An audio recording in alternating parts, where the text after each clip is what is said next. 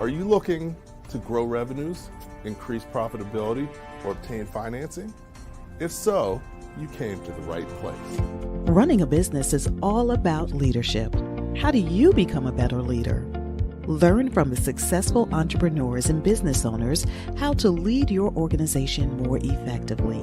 That's why we created Leadership Live at 8:05, Talking Small Business, to help you succeed with your host, Andrew Frazier, Business Growth Pro and CFO and founder of the Small Business Pro University. Every Tuesday evening at 8 p.m. Eastern, we're joined by experienced entrepreneurs and business owners who share their secrets to success via Livestream. Also, every Friday morning, we release a new podcast episode. Either way, you will learn about developing your business leadership skills from our roster of highly performing guest experts. Leadership Live is one of the many valuable resources provided through the Small Business Pro University, empowering business owners to learn, profit, and grow. Find out more at sbpro.u.com.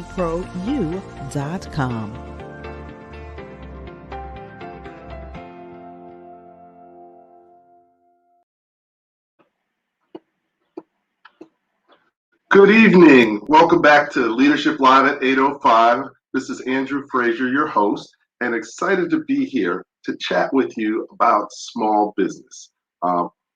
Every week, we have a special guest expert talking about different things and different topics that can help you be more successful as an entrepreneur and business owner. And this week, like others, we're going to focus on your most important job as an entrepreneur and business owner. So as a business owner, your most important job is to market and sell. Marketing and selling effectively is hugely important, and that's going to be that's going to decide whether you make it or don't make it and how successful you are. So today we're going to talk about prospecting like a pro, because when you are able to market and sell effectively, the rest of your business can run effectively. So today's guest is Stan Robinson. I've known Stan for many years, and we've hung out through the Power Breakfast, through different activities. He does a great job working with people, helping them be able to prospect, build their revenues and their sales teams more effectively. His platform of specialty is LinkedIn, but he's well-versed across the board.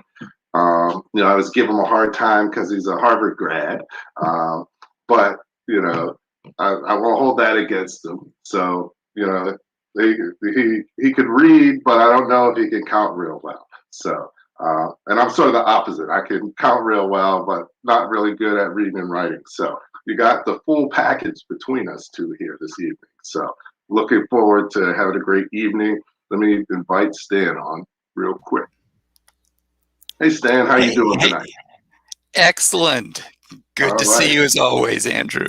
Excellent. Well, thanks for taking time out of your busy schedule to join me this evening and share some of your expertise with business owners and entrepreneurs. Yes, my pleasure as always. It's good to be here. And I'm sure it's okay to congratulate you on your second book. I hope you're not keeping that a secret. But it was great to hear. So congratulations. Oh, great. Thanks. No, excited about being able to share that with people. It's the Masterpreneur Playbook.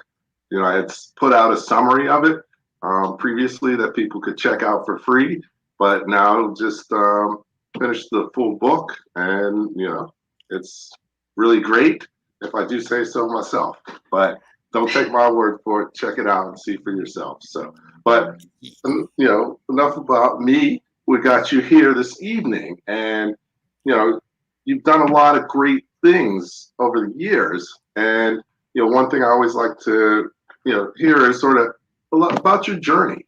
You're here where you are now, but where did you come from? What did you go through? What challenges have you faced and overcome?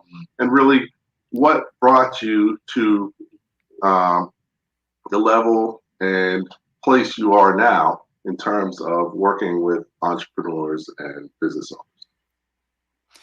Yeah, well, since we'll be talking about prospecting, I'll start with my first experience in sales.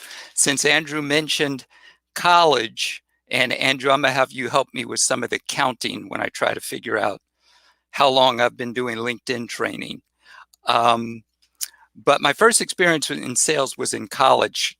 I sold books door to door to help pay for school because it was not inexpensive. And that was great experiences. It was really my first exposure to sales and to success principles and that type of thing. When I finished school, I started by going into banking and worked in a couple other industries before I settled into technology sales and spent a number of years in technology and advertising sales for companies in the software industry, advertising sales for technology magazines. And in 2011, started working full-time on my own as a LinkedIn consultant. And I'm currently a director of coaching and training with Vingresso. And Vingresso, in essence, is a company that helps sales teams prospect better and sell more. Essentially, we work with sales leaders and sales professionals to help them generate more sales conversations and build their sales pipeline. And as Andrew mentioned, LinkedIn is a big part of that.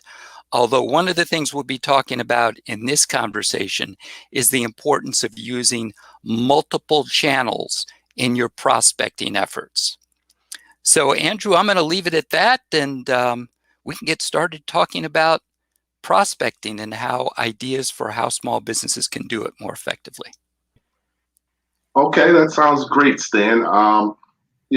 Having been a small business owner, still working for a small business as a partner, you definitely have to be on both sides of it. One, doing the prospecting, but also you're training people to do it, and you've been prospected. So first, what is prospecting? Not everybody really knows what that is. We throw the term, around just like we throw the term target market around. But when I really ask people what it is, they generally only partially get it right. So help us understand what prospecting really is.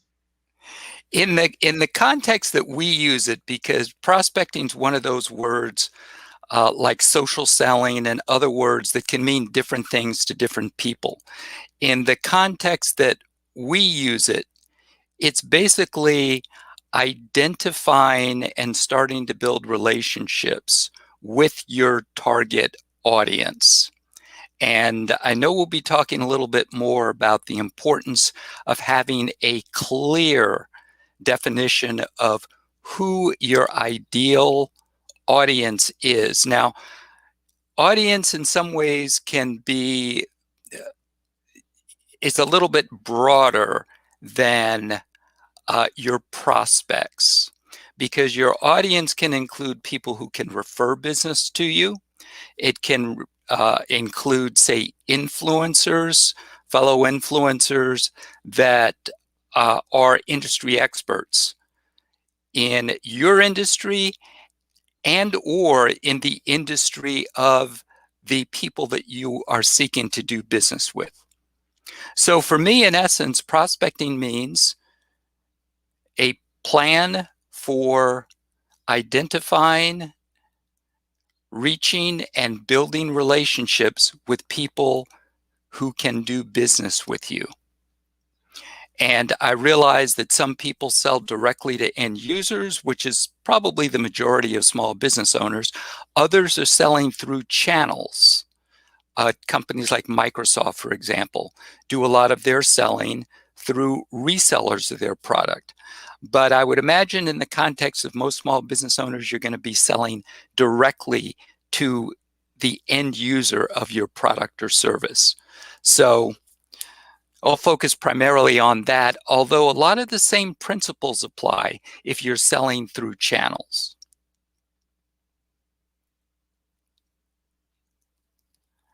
So, hey, Donald, welcome. Love the way people kind of pop up here. Yeah, no, it's great. We always have a great audience. Thanks, Donald, Patrick. We're represented from New York, the DMV, New Jersey. I'm here in Pittsburgh. And we always have people from all kinds of places, Texas, Michigan, California. Um, so, Yes. welcome everyone. Like every week, we encourage you to post your comments, but not just that. If you have questions for Stan, we're doing this for you. So whatever we can do to make this more valuable for you, please let us know. Yeah. So Stan, you make an excellent point, about prospecting. It's not just, leads. It's the whole process, and you have to cast your net fairly wide sometimes. But when you're thinking of prospecting, what is the first thing we should be doing in our planning around marketing and prospecting? For me, the first thing to be thinking about is who your ideal customer is. And that's driven by your business plan. So none of what we're talking about exists in silos. Everything rolls back up to your strategic plan in terms of business. So sales and marketing are joined at the hip. And the good news about being a small business owner is that, well, whether you call it good news or not, sometimes you're wearing both the sales and marketing hat. But in larger organizations, sales and marketing often split into silos and don't talk to each other. And some of you may have worked in corporate, and this is no news to you. But those of you who may have not worked in corporate environments where there's a sales department and then there's a marketing department, and you would think that they talk to each other all the time. And the truth of the matter is that, like many organizations, when they grow, they become more siloed and everyone has their own little fiefdom and they don't talk to each other the way that they should.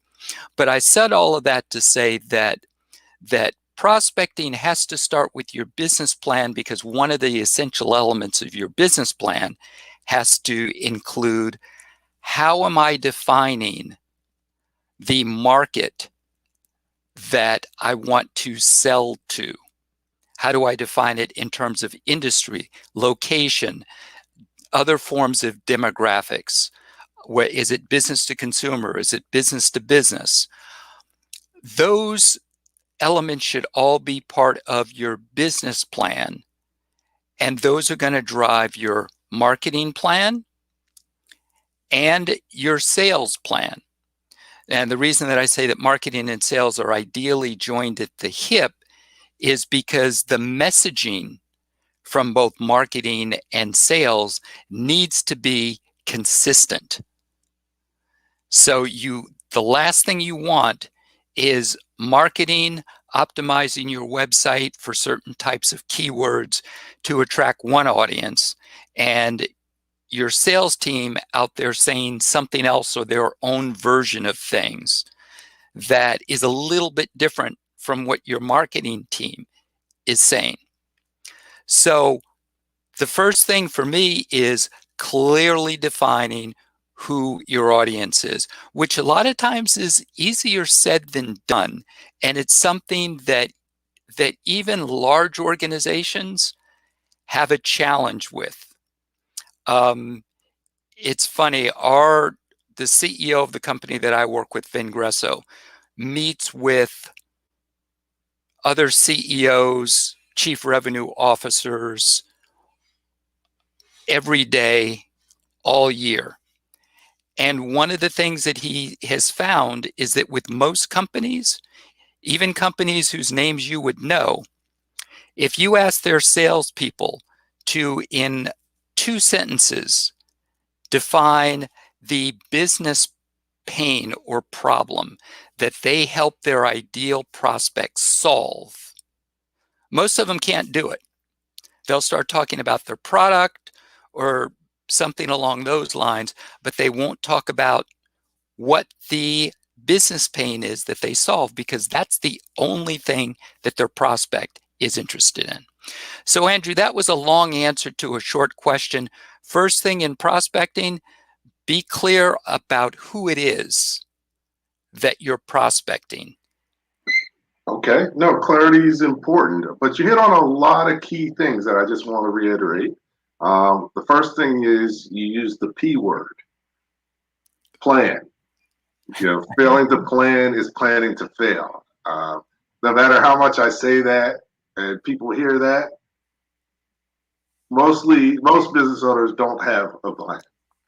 So, Yeah. but if I recommend people do that and I don't do it myself, then there's a problem. So if anyone wants to see my plan, I have a 100-page business plan in LinkedIn. I mean, in PowerPoint, so it's not like writing a document, but I have a clear vision and plan for the future, and that's driven a lot of my success over the years and ability to move forward in a good way. The other thing you talked about is relationships, and relationships are everything in business and in life. And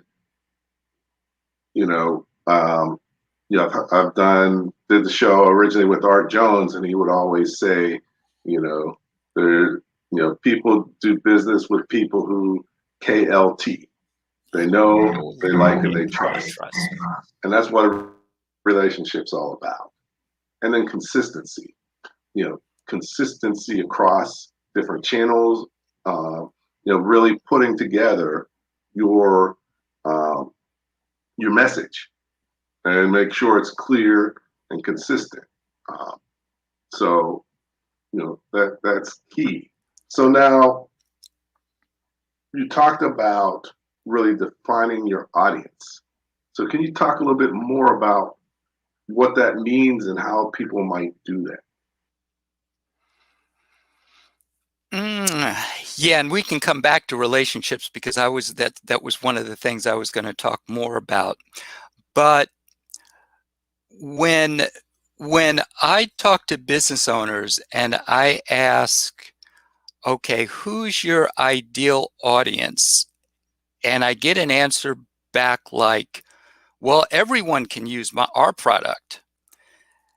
That scares me, because if everyone can use your product, then you're going to have a very difficult time marketing it, because if you're talking to everyone, you're talking to no one.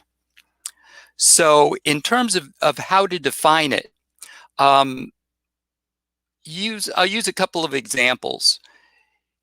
You can, depending on the nature of your business, one determinant can be geography.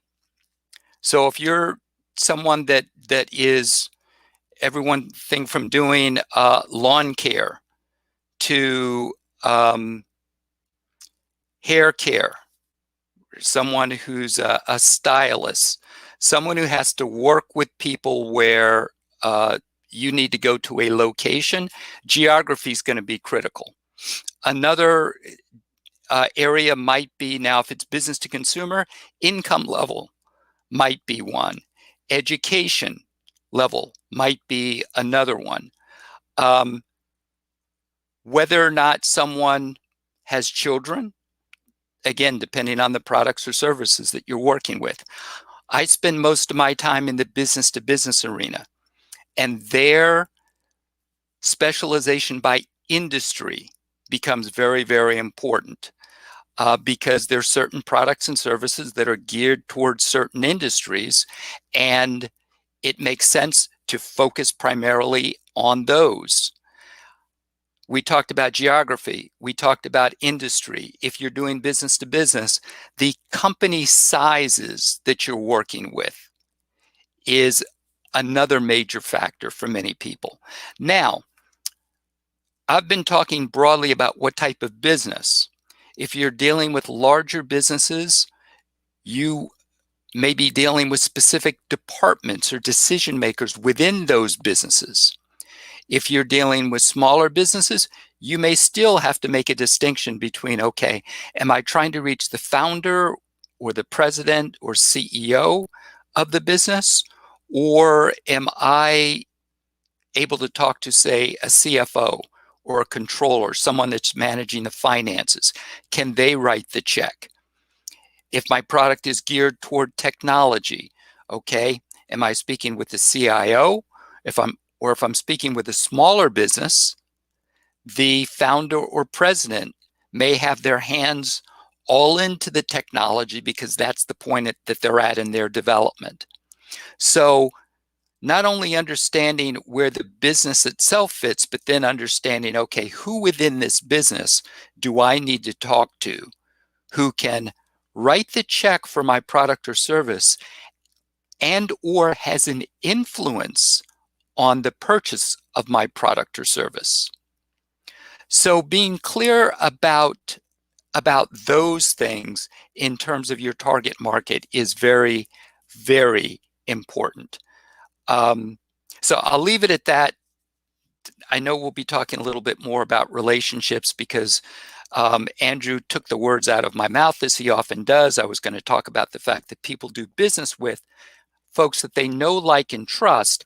And prospecting, frankly, even though prospecting sounds like a fancy term, it boils down to finding the right people and building relationships with them so that you position yourself as a resource and distinguish yourself from your competitors so that the people that you want to do business with feel comfortable doing business with you because they understand that you know exactly how to help them and you understand their business and their business needs, and you're a credible resource when it comes to helping them figure out solutions to their business problems. So let me stop there. Okay, excellent. So no, definitely that's very helpful because it's important to start in the correct way. And really everything stems from your target market and who is most likely to buy from you. So we're going to continue this conversation and really get into depth a little bit more about the target market and some strategies for reaching them. But before we do that, the Leadership Live at 8:05, Talking Small Business, is produced out of the Small Business Pro University. So just want to tell you a little bit about what the Small Business University is through this video. Then we'll be right back with Stan talking about prospecting like a pro. Do you own your business or does it own you? Is your business growing and are you making enough money? As a business owner, there are so many things you need to know to become more successful. Hello, my name is Andrew Frazier, the Business Growth Pro and CFO. I created the Small Business Pro University for you. Small Business Pro University has self-paced, dynamic, multimedia learning experiences created by more than 20 instructors who are business owners just like you. Small Business Pro University will empower you to become a masterpreneur by learning the secrets to creating a successful enterprise, to go from working in your business to working on your business. Take advantage of our strategic coaching program or just simply choose the courses that you need. At www.sbprou.com, we will empower you to thrive and not just survive and make more money in any business environment. Great, we're back here with Stan Robinson talking small business and prospecting like a pro. So Stan, you hit on a few more things that we want to talk a little bit about. And one of the things is, I always ask people what the definition of a target market is. Because, as a business owners, like you said, many times people think the whole world is their target market. And that's the worst thing you can do. So as a small business owner, you really have to have a niche. And really the smaller, the better. So the more focused, more targeted. And when you think of a target market, what I define it as is, the people who are most likely to buy from you, that you have the time, money, and resources to market to effectively. So as a small business owner, your marketing budget is only so big. So, if you're marketing to a million people, that means you're spending like 1 cent per person. How effective is that going to be? But if you take that budget and market to 20 people, then you can market more effectively. You can have a better message, better targeting. So, keeping it smaller. And you want to talk about kind of that a little bit. And then also not just keeping it smaller, but, you need to build a relationship with your target market. And what are some strategies around that? Yep. So you touched on something in terms of keeping it smaller, that ties into building relationships, because with many small business owners, I know I experienced this when I was self-employed, is you don't want to turn down any business, you don't want to miss any opportunities. So a lot of times the fear is that if I really target a very, very specific niche, other people that might be able to use my services may feel that, well, I don't serve them because I just serve this particular group, and that's what all of my marketing messaging says, and so forth. And for the most part, that is not something that you have to worry about. If you develop a good reputation, and Andrew talks about the importance of marketing, people will hear about you and people will come to you, and they will not be turned off by the fact that you say, my focus is on this particular type of market, because they'll at least talk to you about whether you can help them if you're good at what you do. One of the reasons that focusing in a smaller area helps is because it allows you to become very knowledgeable about the particular market that you serve.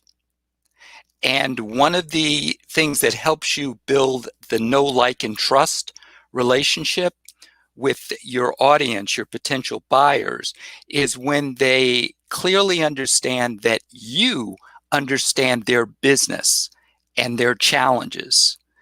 And the more informed that you are, the better you can become at helping them find solutions.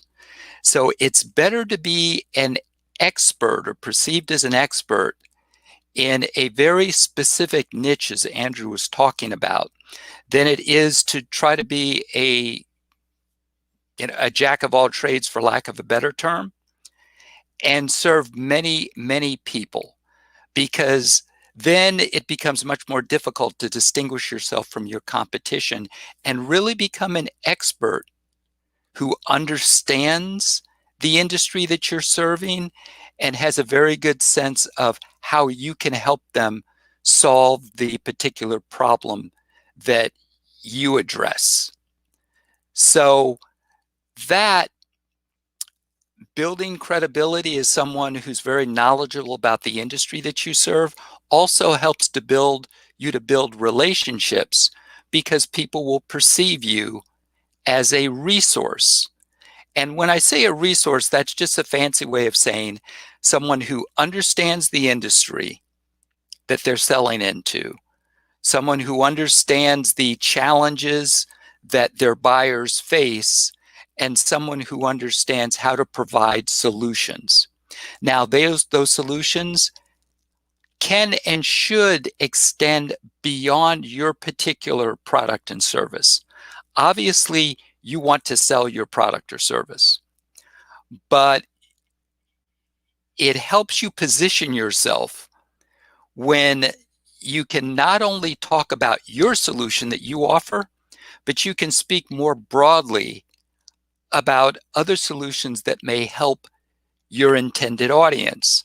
Because when they perceive that your primary focus is on helping them become more successful at what they are doing, then they trust you.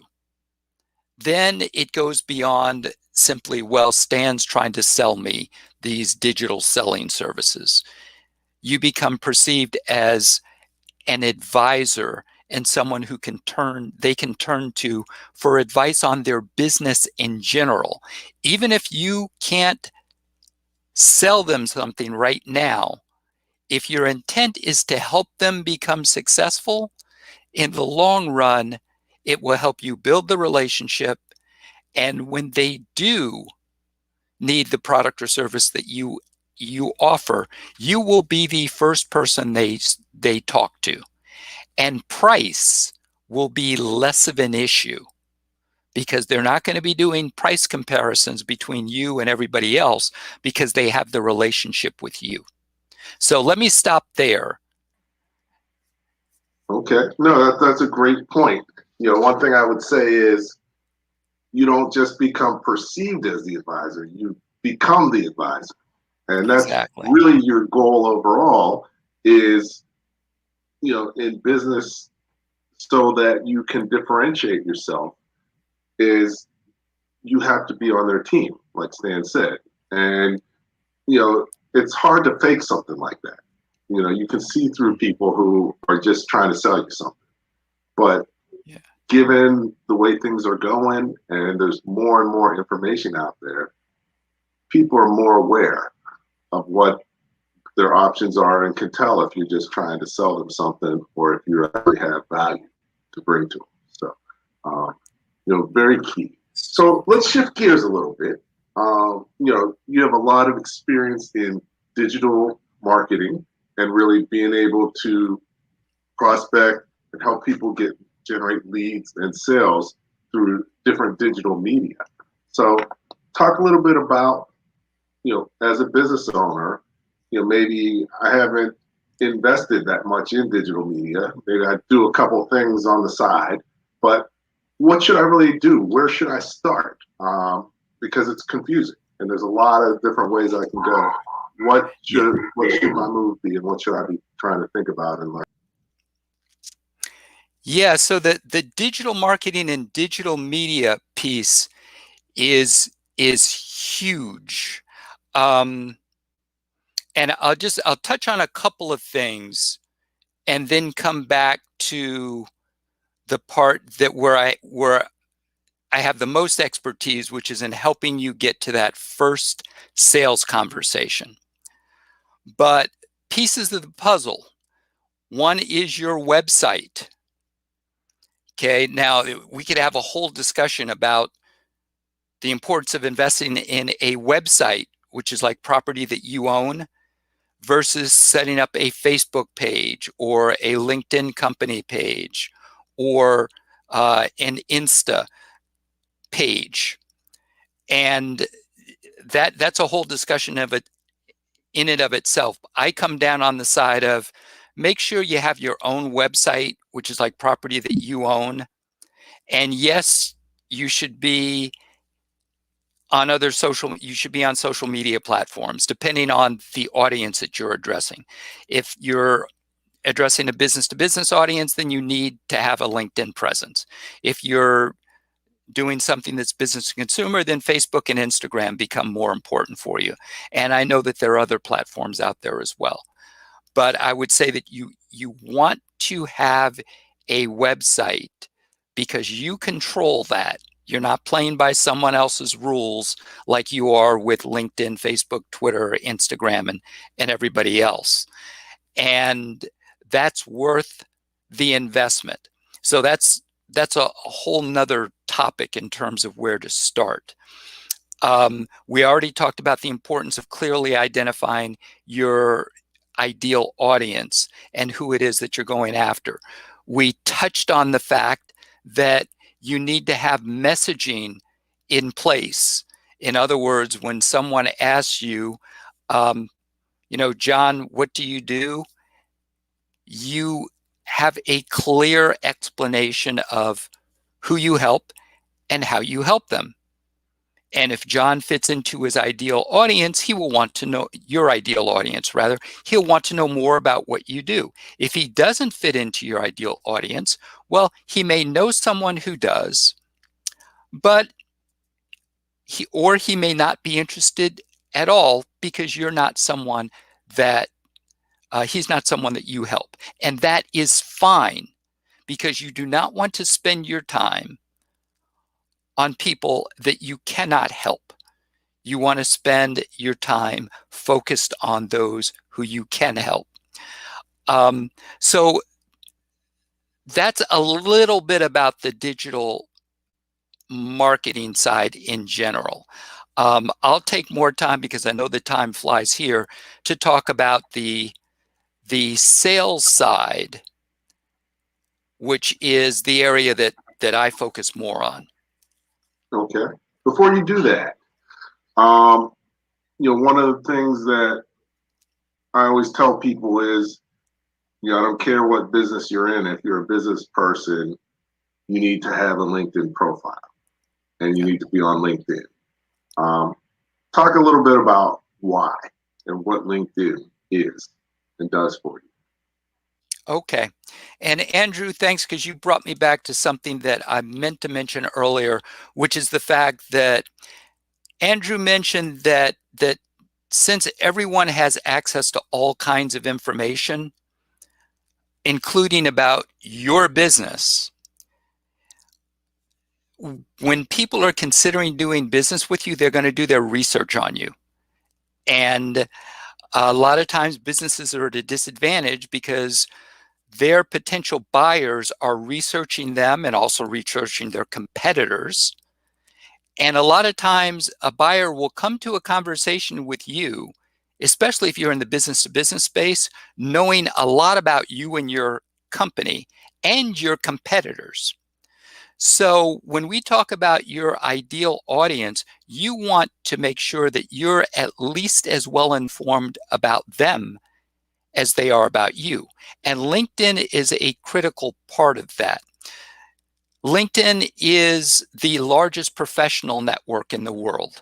It was started before Facebook, Twitter, Instagram, and the other ones. It was started as a professional network, and it is still a professional network. People who you are doing business with. Now, this not only includes prospects, but it also includes potential investors. It includes potential employees, potential partners. They all expect to be able to find you and learn about you on LinkedIn. They expect you to be there. So if you're not on LinkedIn, or you're on LinkedIn with a profile that looks like you're looking for your next job, as opposed to being a business owner or part of the business that has something to offer to a specific audience, you're missing an opportunity. Because the expectation when someone is considering doing business with you or working with you in any capacity, they're going to go to Google and they're going to go to LinkedIn. If they go to Google and they type in your name, your LinkedIn profile should come up in the top 3 Google search results for you, unless you have a very strong presence on other platforms. LinkedIn has over 700 million members these days, and about a quarter of those are in the US. As a quick side note, if you're thinking about doing business internationally, LinkedIn is golden, okay? Just in terms of the opportunity to identify people, not only in this country, but also overseas, if you're looking to do business like that. So you have the opportunity to set up a LinkedIn profile for free, other than the time that it costs you to set it up properly, where you talk about who you help, how you help them, the business problem you help them solve with your particular product or service. And the way your LinkedIn profile is structured, not only can you use text to talk about that, but you can also include PDFs, videos, PowerPoint presentations within your LinkedIn profile. And then you can also use LinkedIn as a place where you can publish content, which positions you as a resource and as an advisor, like Andrew mentioned. So you can publish content on LinkedIn that's relevant to the audience that you serve, which helps to build your credibility with your audience. So that's just a little bit about LinkedIn and where it fits into the picture. Okay. No, that's great. And, really it all goes back to the KLT, know, like, and trust. How are they going to know you? They want to know you through LinkedIn. How can they like you? Based on your content on LinkedIn. How can they trust you? Based on your profile and content on LinkedIn. Because that's where they're going to go to make that decision or partially influence the decision that they make. So, no, that's critically important. So, yeah. So now, you've got your target market. You've got your profiles up, but you still need customers. So, what do I do now? And how do I do this? And do I need to get help? All those are key questions that come up with entrepreneurs and business owners. Yes, and again, depending on your product, one of the things that you can and should do is start to reach out to your existing network as part of your prospecting process. Because in most environments, the best way to get to a buyer for your product or service is to be introduced by someone else, because that adds credibility to you when someone is referring you to someone else.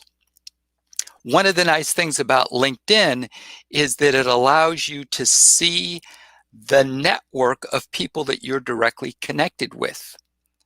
So some people may remember the Rolodex if you have gray hairs like me. Other folks say, yeah, I've heard about Rolodexes. I've seen pictures, but I've never really seen one.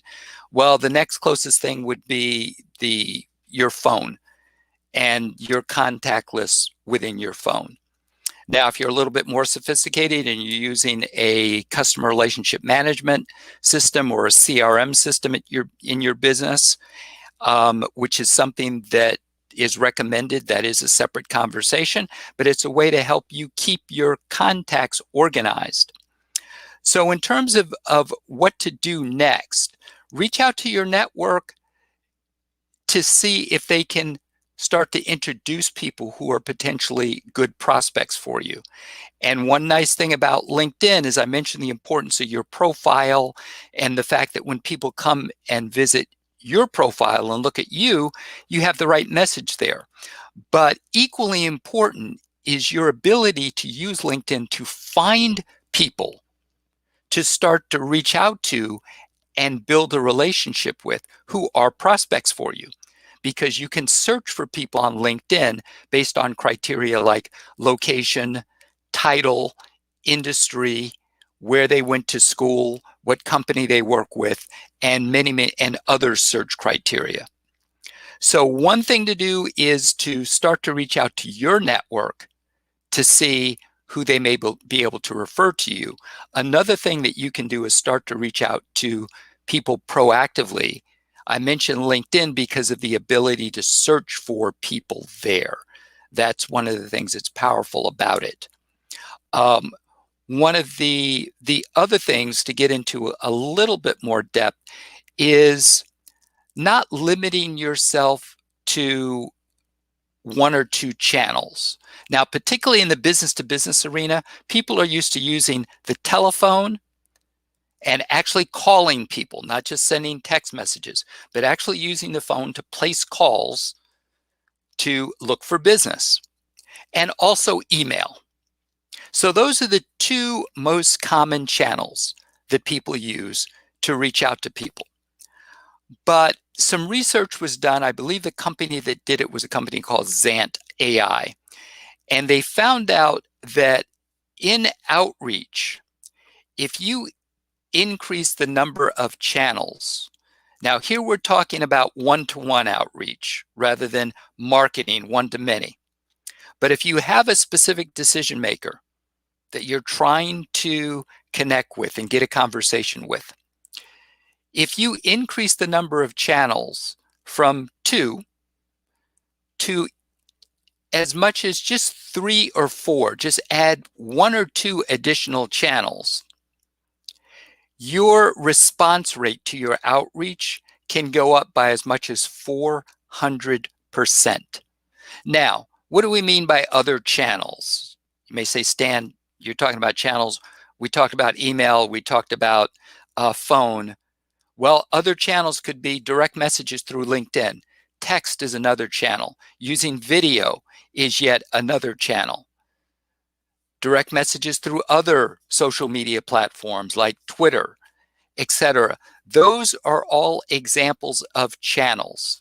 Even leaving a voice message for someone with a carefully crafted message that talks about their business pain and a little bit about how you may be able to help. That's another example of a channel. But the point is, don't limit yourself to just your favorite channels. If you're on social media all the time and you're comfortable DMing people, well, some people may not respond to social media direct messages, but they may respond to email. Believe it or not, some people still pick up the phone, especially in the business-to-business arena. People still listen to voice messages. There are some people who may not respond to an email, but they may respond to a text. So just keep that in mind, not to limit yourself to a couple of channels. But when you start your outreach efforts, use multiple channels to do that. So let me stop there because I want to be cognizant of the time. Okay, no, that was a great point. And, you know, one of the things I talk about a lot is you need to have 7 to 12 touches before someone buys from you. So each different channel you touch them from counts as a touch.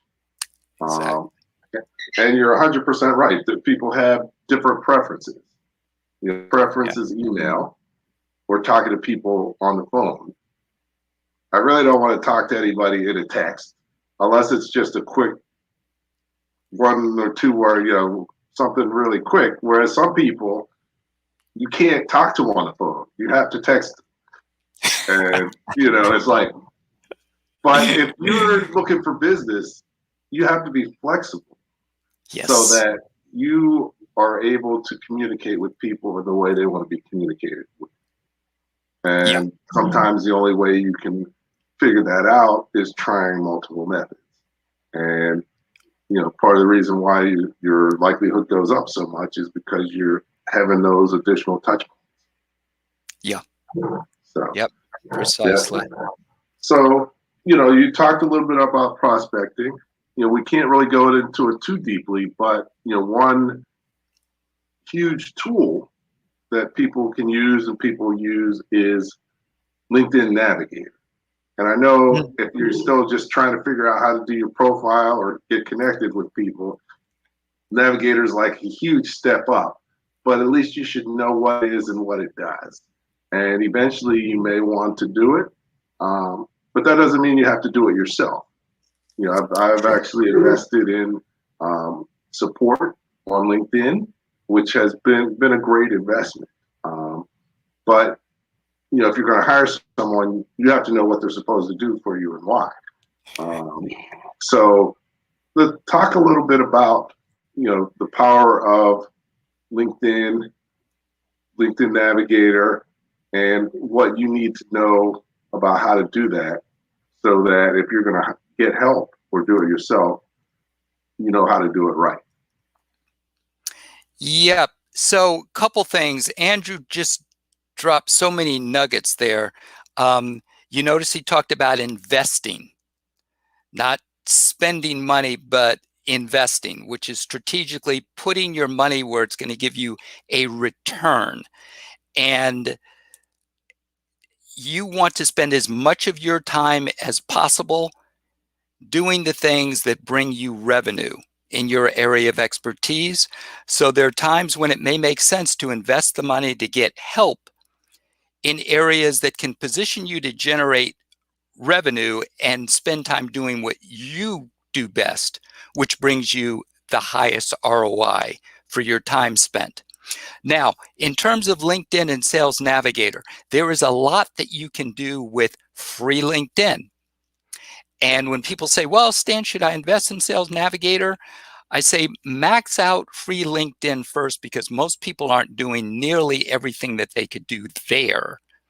And then start thinking about Sales Nav. I normally recommend Sales Navigator to people who have a high-end product. High-end, $1,000, $5,000 a transaction, that type of thing. So folks who have a high-end product where they can see a return on the investment of, I forget what it is now, around $80 a month for a Sales Navigator license. And Sales Navigator is going to be most helpful if you're dealing in business to business as opposed to business to consumer. The other thing that I wanted to briefly mention in terms of building the relationships and prospecting is building a relationship and establishing that know, like, and trust relationship comes first before you start aggressively promoting your product. So I'll give you one example real quick on LinkedIn when we talk about using LinkedIn as a tool. If you're on LinkedIn, you know that you can invite people to connect with you on LinkedIn.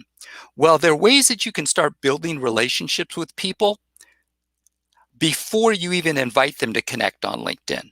So one of the first things that I suggest doing is looking at their profile. And again, here I'm talking about someone who is a person of interest to you.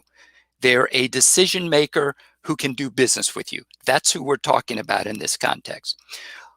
One of the first things you'll want to do is look at their profile, get a sense of who they are, what's of interest to them, their background, where they went to school, where they've worked, whether they have any interests, are they doing volunteer work? Because all of those are data points that you can use to start a conversation and to build a relationship. You also want to look at their activity on LinkedIn. If they're active on LinkedIn, which means they're posting or they're commenting on posts, if you can find something that they have posted and you can add a comment to the discussion, and by a comment, I don't mean a promotional comment. I mean something that adds something to the discussion and is relevant, not something that promotes you, because that is a quick way to turn people off. So you add a comment and you tag them. That's a way of getting on their radar because they get notified when you tag them. And when you comment on their post, it helps them because it amplifies their post. It means that more people are going to see their post. So when you add a substantive comment to the discussion, it not only helps you, but it helps them. And that's a way where you can get on someone's radar without even inviting them to connect. What may happen is they may respond to your comment, which is ideal, or they may come look at your profile. And LinkedIn allows you to see who's looked at your profile, which is like they're knocking on your front door if they've looked at your profile. And if they look at your LinkedIn profile, then you are perfectly justified in reaching out to them and saying, hey, thanks for stopping by my LinkedIn profile. I love to connect with people in the XYZ industry. Are you open to connecting on LinkedIn? So I wanted to mention that briefly because there are ways where you can start to build a relationship without inviting them to connect directly on LinkedIn. They may even invite you to connect if you contribute to one of their posts. And you start to build the relationship and establish that know, like, and trust relationship even before you start talking at all about your product. Because believe me, if you comment on their post, they go look at your profile, they know what you do. Okay, that's no secret because your LinkedIn profile is gonna tell them that. Now, Sales Navigator, real briefly, the difference between Sales Nav and LinkedIn is Sales Navigator has a user interface that's designed to keep you focused on sales opportunities. There's no advertising on Sales Navigator. Your entire news feed is populated exclusively with content from people that you have indicated that you're interested in as a sales prospect, and from companies that you've indicated that you're interested in as sales prospects. So it keeps you very focused on sales opportunities, and it has about, I forget exactly how many, but it's at least 12 more search filters than LinkedIn does. So it allows you to fine-tune your searches very specifically on areas such as department headcount growth at a company. You can't search for that on LinkedIn, but you can on Sales Navigator.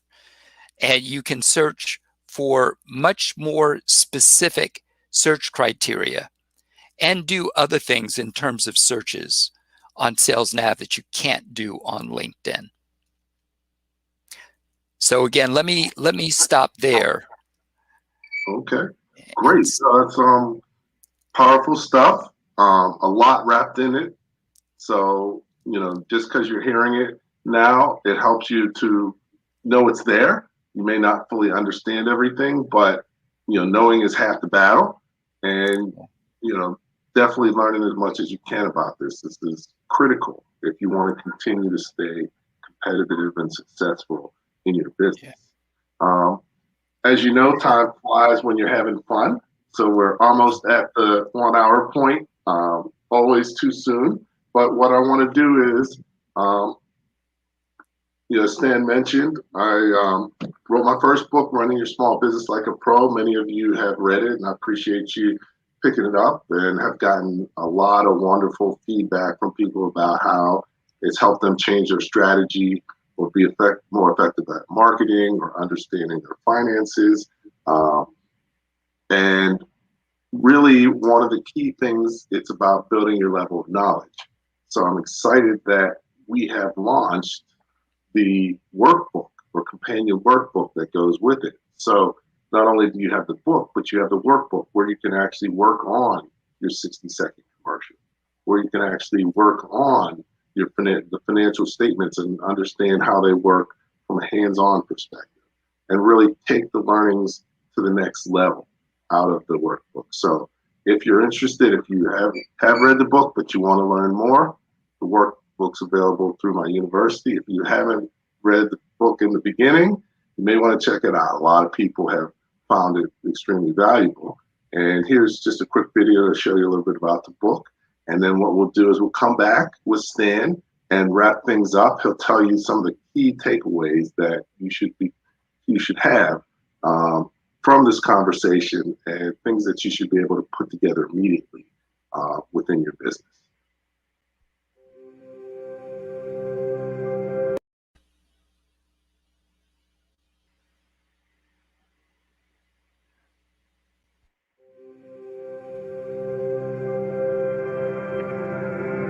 Growing revenue, increasing profitability, and obtaining financing are the results of running your small business like a pro. This is really the path to achieving the success that most entrepreneurs and business owners are looking to achieve. But it's a path where most people get stuck between step one and step two. Businesses close every day because their owners were not able to create a successful, sustainable enterprise. If you do not create an enterprise, the only way that you can sell your business successfully is you sell yourself with it. This book is a common sense guide for learning how to run your small business as a professional enterprise. You can pick up the book as a new entrepreneur or as a seasoned entrepreneur and get something out of it. It's very educational. It provides a fundamental understanding of the challenges small businesses face with real-world solutions that drive results. Life examples of what happens in business with cash flow, handling money, very, very accurate, and they were experiences that I've had. Structure. If I do a shoot, I know that there are certain steps that I have to take to get me to where I need to go. But when it comes to business, I didn't have the same sense of what needed to be done. Andrew helped me see, systems, or steps you take to grow your business.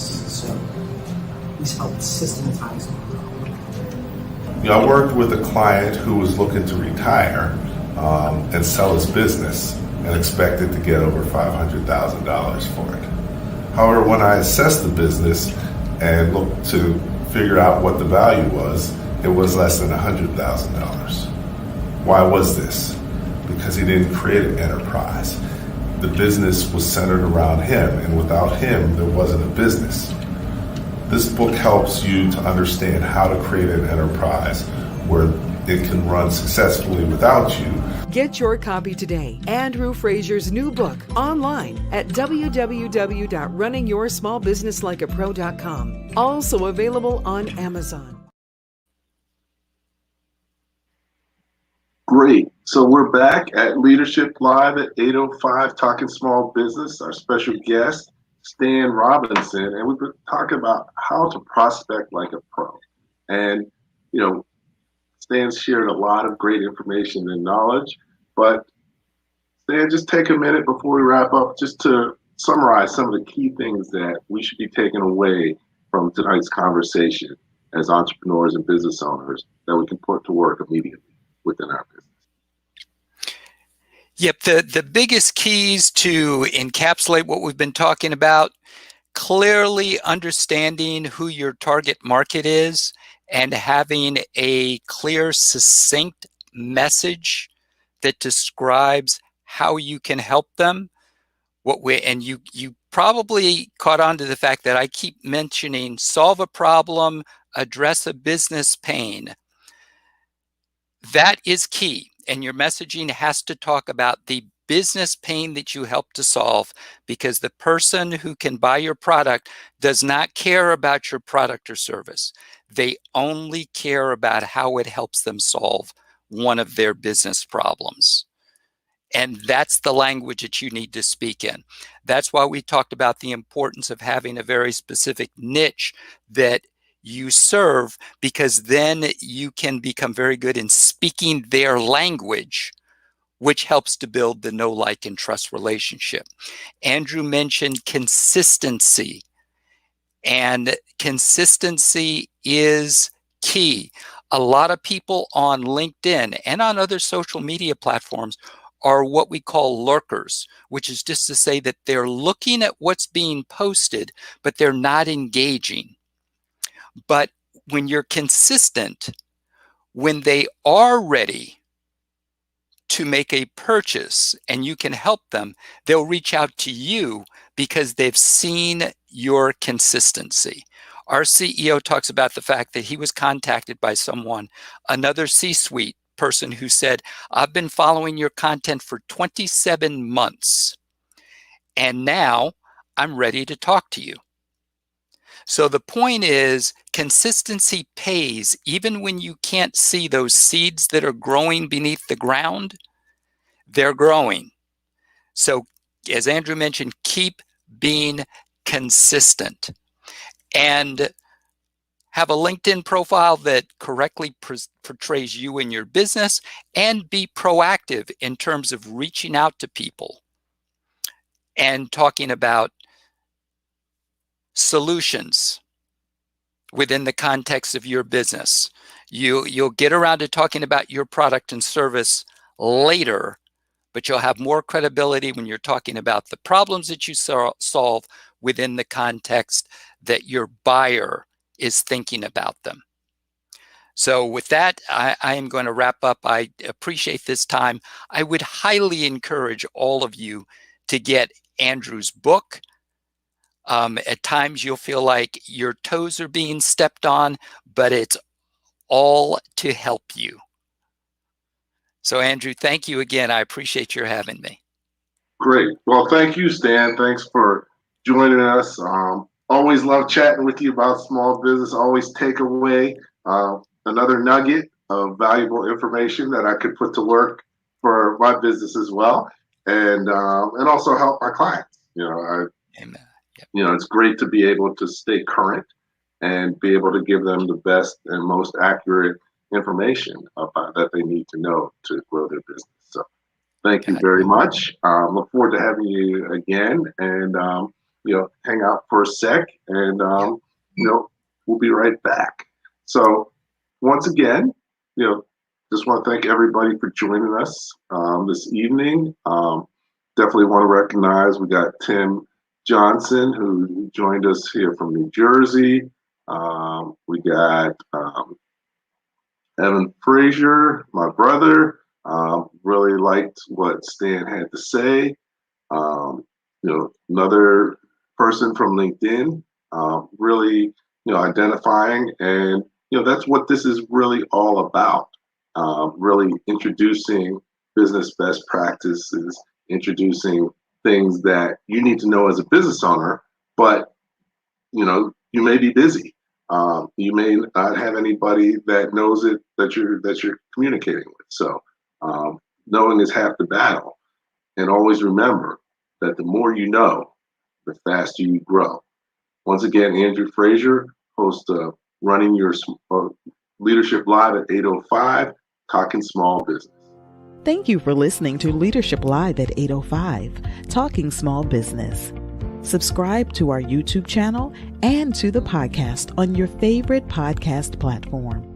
Leadership Live is one of the many valuable resources provided through the Small Business Pro University, empowering business owners to learn, profit, and grow. Find out more at sbpro.u.com.